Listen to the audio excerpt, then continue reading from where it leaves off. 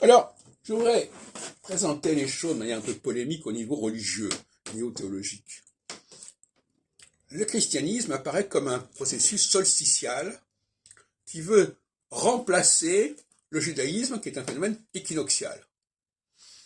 Et donc, à un moment donné, on dit, voilà, on va faire du nouveau, du neuf, on va se passer des juifs, et on va créer quelque chose de nouveau, on va avoir le baptême qui permet de devenir ceci ou cela.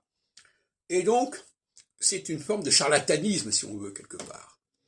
On produit une fausse monnaie qui remplace la bonne monnaie, qui est équinoxiale.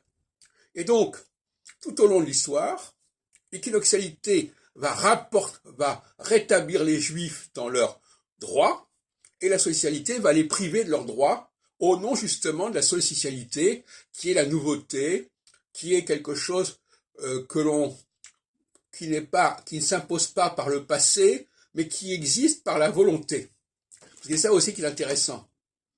Dans beaucoup de cas, on valorise quelque chose non pas parce que c'est vrai, mais parce qu'on veut que ce soit vrai.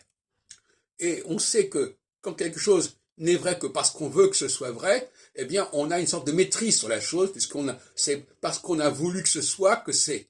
Alors que si on prend quelque chose qui est déjà là, eh bien, cette chose qui est déjà là, elle s'impose à nous, et donc nous n'avons pas la liberté de l'imposer, puisqu'elle s'impose à nous. C'est pour ça qu'on préfère souvent prendre des gens nouveaux, dont on sait que leur réalité, leur importance dépend de nous, et qu'elle ne s'impose pas à nous. Voyez-vous ? C'est ça aussi la logique des choses, et il faut comprendre que c'est comme ça que ça se passe. En phase équinoxiale, on est obligé de reconnaître la valeur de quelque chose.